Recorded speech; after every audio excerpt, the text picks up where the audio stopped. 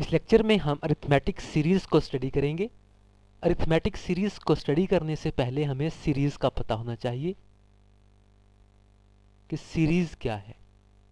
किसी भी एक सीक्वेंस में जो टर्म्स होती हैं उनका जो सम है उसको हम सीरीज़ कहते हैं। So sum of terms of a sequence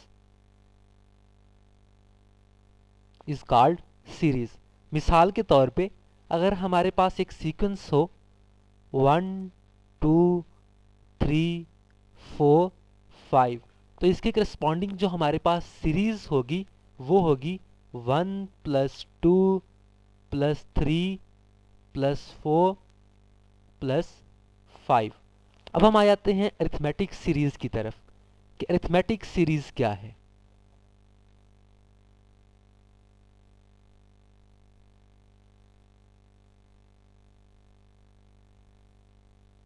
किसी अरिथमेटिक सीक्वेंस में जो टर्म्स हैं उनका जो सम होगा उसको हम अरिथमेटिक सीरीज कहेंगे कि sum of terms of arithmetic sequence is called arithmetic series. Sum of terms of arithmetic sequence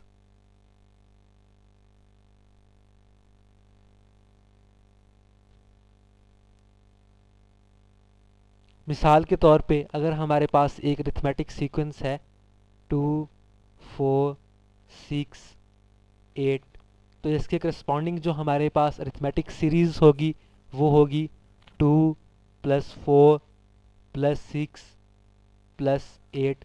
similarly अगर हमारे पास अरिथमेटिक सीक्वेंस हो 5 10 15 20, तो इसके करस्पॉन्डिंग जो हमारे पास अरिथमेटिक सीरीज होगी वो होगी 5 + 10 + 15 + 20।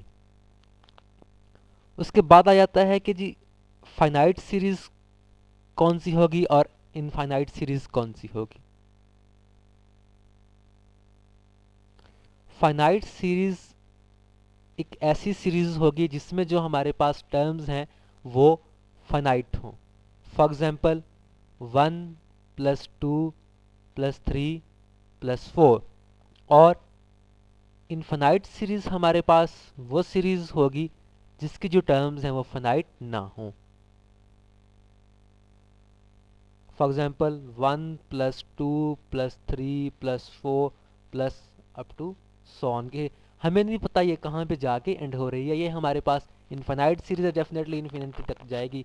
और फाइनाइट जो है वो उसकी हमें जो लास्ट टर्म है वो पता होती है, जबकि इनफाइनाइट के केस में हमें लास्ट टर्म का पता नहीं होता।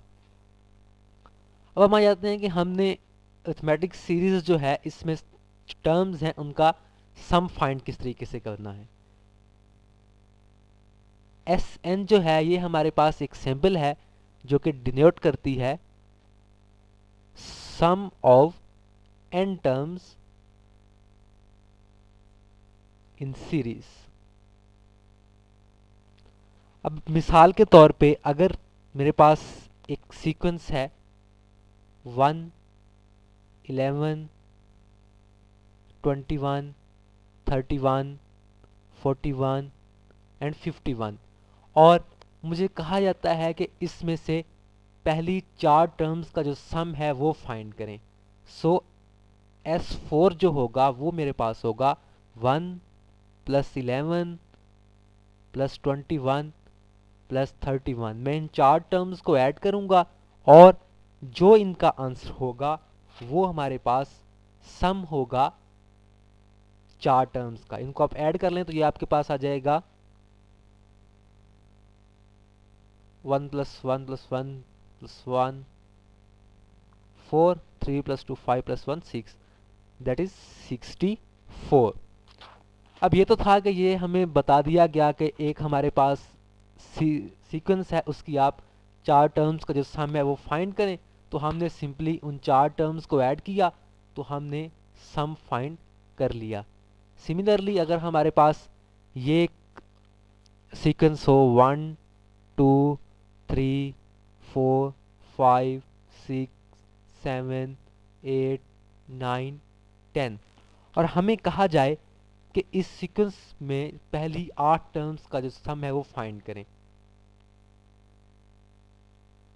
S8 हम पहली जो 8 टर्म्स होंगी उनको ऐड करेंगे तो हम S8 जो है वो फाइंड कर लेंगे, जो कि हमारे पास सम होगा 8 टर्म्स का इन सीरीज।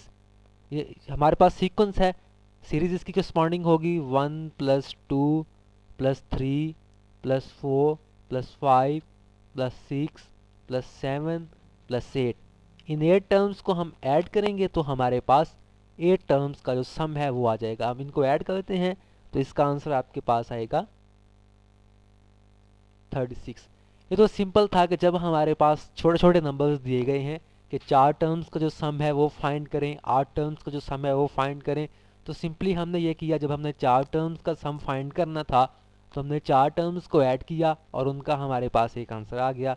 जब हमने 8 टर्म्स का सम फाइंड करना था तो हमने 8 टर्म्स को ऐड किया, हमारे पास आंसर आ गया। लेकिन अगर हमें कहा जाए कि आप 100 टर्म्स का सम फाइंड करें या 1000 टर्म्स का सम फाइंड करें, तो फिर इस तरीके से हम सारी टर्म्स को ऐड करना जो है वो हमारे लिए थोड़ा सा डिफ़िकल्ट होगा। तो हमें फिर कोई फॉर्मूला डेवलप करना पड़ेगा जिसके ज़रिए से हम किसी भी नंबर ऑफ टर्म्स का जो सम है वो फाइंड कर सकें। यही एग्जांपल लेके हम फॉर्मूला डेवलप करेंगे कि अगर हमारे पास सीक्वेंस है 1 2 3 4 5 6 7 और इसमें से अब हमने सम फाइंड करना है 7 टर्म्स S7, तो वह ये होगा कि इन सारी टर्म्स को मैं ऐड कर दूंगा 1 + 2 + 3 + 4 + 5 + 6 + 7। अगर इसी को मैं रिवर्स करके लिख दूं तो तब भी कोई फ़र्क नहीं पड़ेगा कि S7 = 7 + 6 + 5 + 4 + 3 + 2 + 1। अब मैं दोनों साइड्स को ऐड कर लेता हूं तो ये मेरे पास हो जाएगा 2S7 = 8 + 8 + 8 + 8 + 8 + 8 + 8, यानी कि 2S7 = 7 sums of 8 और 7 times of 8। या इसको इस तरीके से भी लिखा जा सकता है S7 = 7/2 of 8। अब यहाँ से हम एक जनरल फार्मूला जो है वो डेवलप करेंगे कि 7 हमारे पास क्या है। 7 is the number of terms जिनका हमने सम फाइंड करना है। 7 इज n, एक्चुअली वो टर्म्स है जिनका हमने सम फाइंड करना है। और 8 क्या है? 8 हमारे पास सम है पहली टर्म का और आखिरी टर्म का। 8 = a1 + an। अगर मैं अब इसको जनरलाइज करके लिखूं तो ये मेरे पास इस तरीके से आ जाएगा Sn = n/2 × a1 + an, जो कि हमारे पास एक जनरल फार्मूला है कि हम एक अरिथमेटिक सीरीज में किसी भी नंबर ऑफ टर्म्स का जो सम है वो फाइंड कर सकते हैं। सिंपली हमें इन चीज़ों का पता होना चाहिए कि हमने कितनी टर्म्स का सम फाइंड करना है, उस सीक्वेंस की पहली टर्म कौन सी है और लास्ट टर्म कौन सी है। अगर इनमें से कोई एक चीज़ नहीं होगी तो हम उसको फाइंड कर सकते हैं, क्योंकि हमारे पास फार्मूला है। अरिथमेटिक सीक्वेंस में हमने पढ़ा था कि हमने अगर एक टर्म दी गई हो, कॉमन डिफरेंस दिया गया हो, तो लास्ट टर्म किस तरीके से फाइंड कर सकते हैं। इसको थोड़ा सा मैं अगर और खोल के लिखूं तो इस तरीके से भी लिखा जा सकता है Sn = n/2 × a1 + an हमारे पास होता है a1 + n - 1 × d। तो एस एन हमारे पास आ जाएगा S N is equal to N by two into 2a1 plus N minus one into D. अब इन फॉर्मूलाज को यूज़ करते हुए हम कुछ एग्जांपल्स को सॉल्व करेंगे। अब हमने एक फॉर्मूला डिवेल्प कर लिया जिसको हम यूज़ करेंगे किसी भी अरिथमेटिक सीक्वेंस की टर्म्स का सम फाइंड करने के लिए या अरिथमेटिक सीरीज में टर्म्स का सम फाइंड करने के लिए। फॉर्मूला हमारे पास है S N is equal to N by two into a1 plus an, where n is the number of terms, a1 is the first term and an is the last term। अब एक example हम देख लेते हैं। Example हमारे पास ये है कि अगर हमारे पास किसी सीक्वेंस की जो पहली टर्म है वो है 6 और उसकी जो 10th टर्म है वो हमारे पास है 51 और आपने सम फाइंड करना है 10 टर्म्स का, तो यही फॉर्मूला हम यूज़ करेंगे। S10 is equal to N की जगह पे आ जाएगा 10 बाई टू इंटू a1 हमारे पास है 6 और a10 जो कि हमारे पास है 51। तो ये हो जाएगा 5 इंटू 57। सिंपल मल्टीप्लाई करेंगे तो हमारे पास S10 आ जाएगा जो कि होगा 285। सिमिलरली हम एक और एग्जांपल देख लेते हैं। एग्जांपल नंबर 2 वो हमारे पास ये है कि हमने 50 टर्म्स का सम फाइंड करना है। सम ऑफ 50 टर्म्स, जिसमें हमारे पास पहली टर्म जो है वो 28 है और कॉमन डिफरेंस जो है वो -4 है। अब हमारे पास फॉर्मूला है S N is equal to N by two into a1 plus an। इस फॉर्मूला को यूज़ अगर हमने करना है तो हमें या तो an फाइंड करना पड़ेगी या फिर हम दूसरा फार्मूला जो है जो हमने इसके साथ देखा था उसको यूज़ कर सकते हैं। दूसरा फार्मूला हमारे पास था S N is equal to N by two into 2a1 plus N minus one into D. जिस तरीके से आप चाहें इसको कर सकते हैं।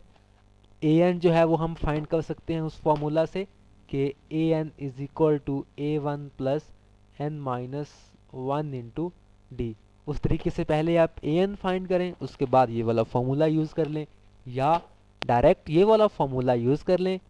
तो यहाँ पे हम इस फॉर्मूला को यूज़ कर लेते हैं।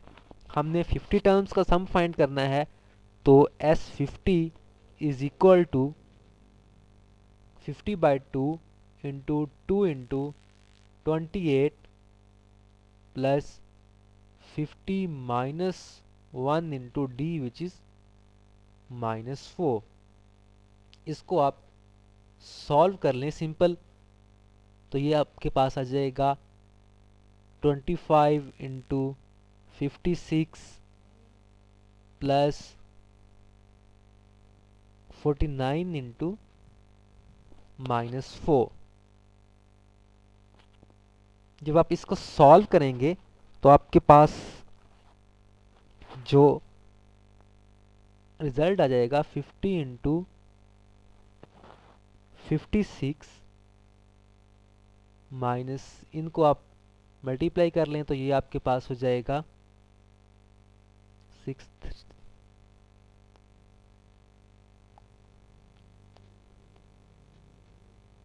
196।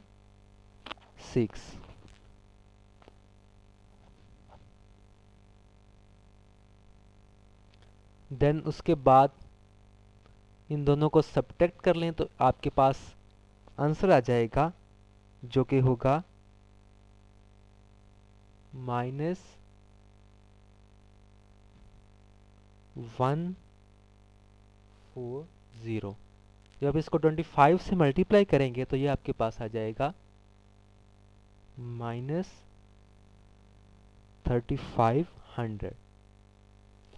तो फॉर्मूलाज को यूज़ करते हुए अब हम किसी भी अरिथमेटिक सीक्वेंस की कोई से भी नंबर ऑफ टर्म्स का जो सम है वो फाइंड कर सकते हैं। इस तरीके की हम एक और एग्जांपल सॉल्व करेंगे और उसके बाद हम एक्सरसाइज नंबर 6.4 को सॉल्व करेंगे। अब एक एग्जांपल हम देख लेते हैं बुक में से।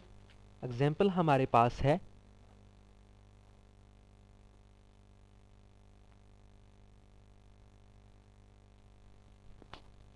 Find the arithmetic series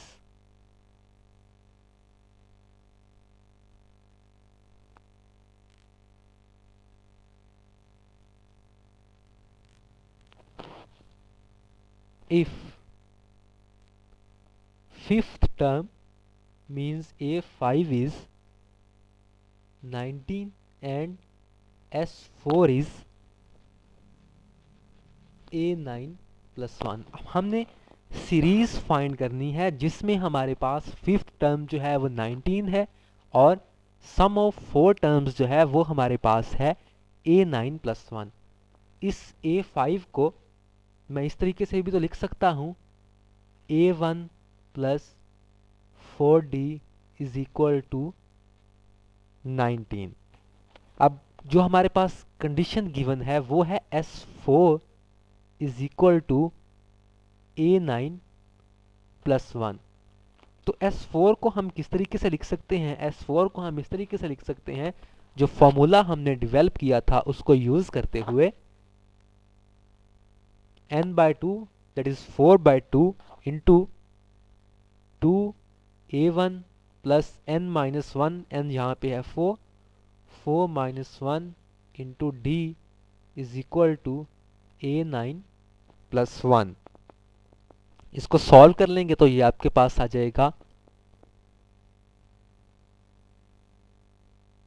4A1 plus 6D is equal to A1 प्लस 8D प्लस 1। A9 को मैंने ओपन करके लिख दिया।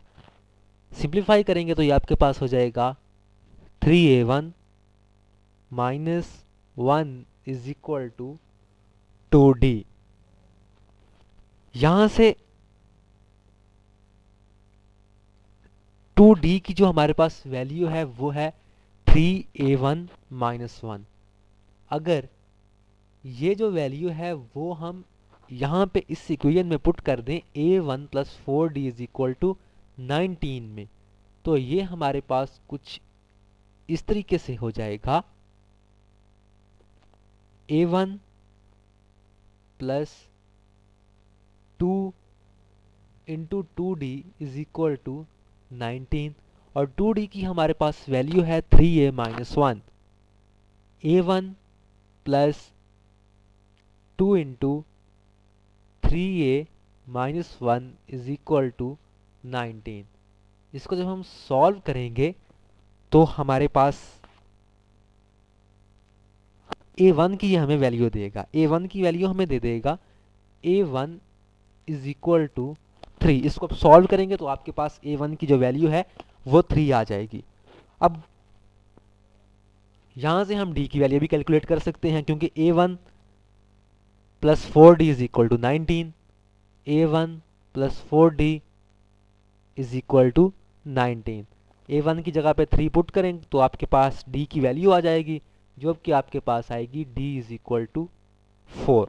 अब आपके पास D भी आ गया, A1 भी आ गया, तो अब आप सीरीज जो है वो इजीली कैलकुलेट कर सकते हैं, क्योंकि अरिथमेटिक सीरीज में जो है वो हर दफ़ा हमारे पास कॉमन डिफरेंस ऐड होता जाता है जब हम नेक्स्ट टर्म फाइंड करते हैं। A1 हमारे पास है 3, तो नेक्स्ट टर्म जो है वो हमारे पास आएगी 3 plus common difference 3 plus 4 is 7। Next term आएगी 7 में हम कॉमन डिफरेंस को ऐड करें, 7 प्लस 4 11। और नेक्स्ट टर्म आएगी जब हम इसमें 11 में 4 ऐड करें तो ये हमारे पास हो जाएगा 15 up to so on. So formula को यूज़ करते हुए हम सीरीज भी फाइंड कर सकते हैं, किसी भी सीरीज के कोई भी नंबर ऑफ टर्म्स का सम भी फाइंड कर सकते हैं। हम इस तरह के जो क्वेश्चंस हैं वो नेक्स्ट एक्सरसाइज में सॉल्व करेंगे।